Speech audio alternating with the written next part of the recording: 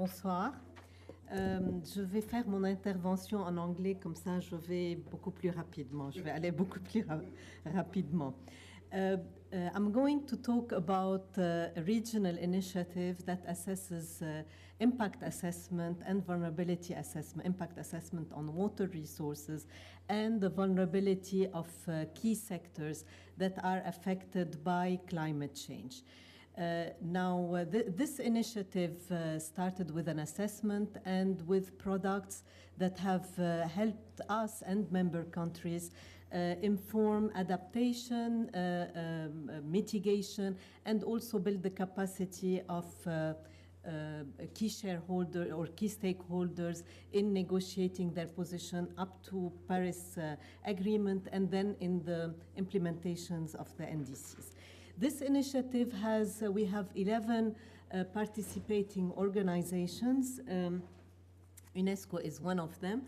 And the important thing of this, having all these participating organizations, is that we all speak as one voice. It's very important when you talk about climate change to say, what are the regional challenges in this region? We talk more of the challenges being the impact of climate change and vulnerability to climate change, much more than looking at the mitigation aspect. That's in a simplified way, in a brief way.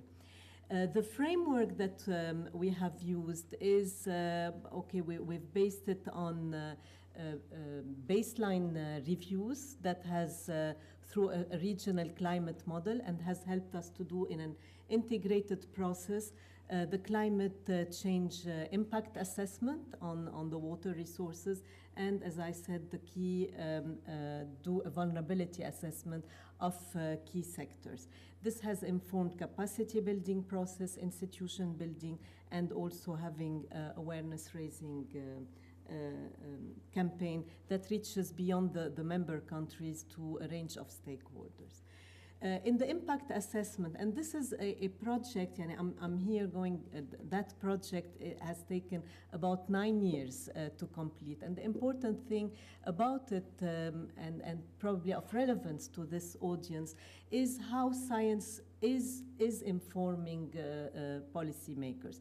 I won't be talking about the so what part, because there are a range of so what, but the importance of looking at the dynamics and how do we get this information is what this initiative has started. It's about in its last phase and about to be completed, and we're starting the second phase of it. So in the impact assessment, we've used the scenarios provided by IPCC and the global climate modeling, and developed on them regional climate models and regional hydrological model.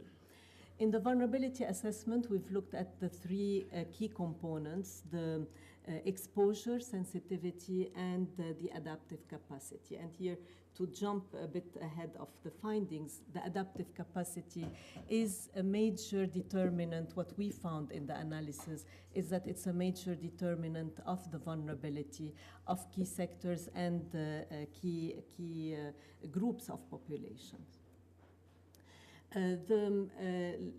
We've developed a regional climate model. In the global circulation model, you have different sub-regions that are in different parts. And one of the, maybe the additions or the value added of this initiative is that we've looked at the Arab region as one integrated region.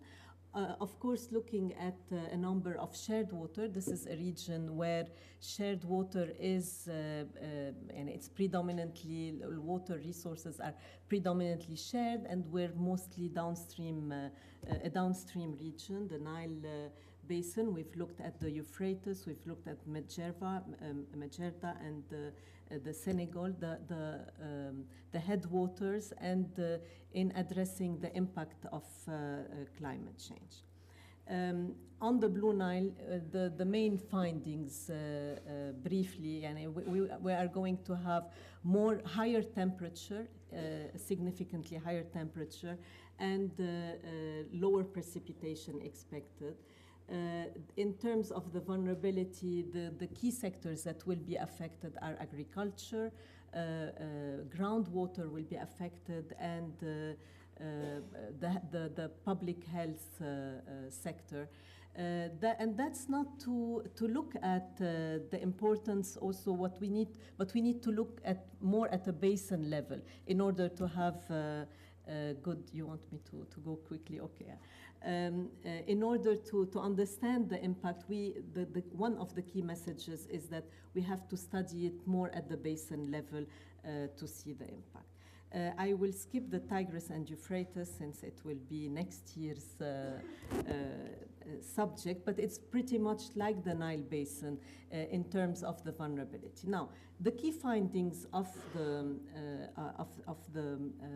RICAR project, first of all, higher temperature, lower precipitations, but with variations. But we need to, when we say higher temperature and lower precipitation, this needs to be matched with extreme weather events and the number of consecutive days with really very high temperature, 40 degrees. This is what really affects the climate change. In terms of the vulnerability, the analysis, again, as it was mentioned earlier, I just mentioned that climate change has a big impact on shared water resources, and it makes management of shared water resources extremely difficult. In terms of vulnerability assessment, agriculture is one of the bigger, more vulnerable sectors. The adaptive capacity is a determinant in this process. And I'll skip more on the findings, but to say what are the policy implications. I will conclude with this slide. First of all, climate change is happening. Even though when we've looked, we can say that most of the region is between moderate and highly vulnerable. But this is not to say, and for example, in the Nile Basin, when we say it's moderately vulnerable, it doesn't mean that no action is needed. Action is needed, and climate change plans are part of the national development plans, and also the matching of climate preparedness with sustainable development plans that countries want to look at. The second point is that it's very important to undertake basin level evaluation to better understand the impact of climate change. And one last thing, for this region, this project amounts, according to many, as the Arab IPCC report. I'm finishing, really finishing. As the Arab IPCC report. What is very important is to encourage, in addition to downscaling the results at the basin level, working with member countries to work on national preparedness plan. But one thing that we have been targeting, and it will constitute the main part of the next phase, is to look at, to encourage researchers to undertake more research, use the results of these findings to develop research and articles in the peer-reviewed journals, because this is the only way that they will influence how the IPCC reports are presented. And this is one important dimension of where we want to see influencing policy making and influencing hydrodiplomacy. Thank you.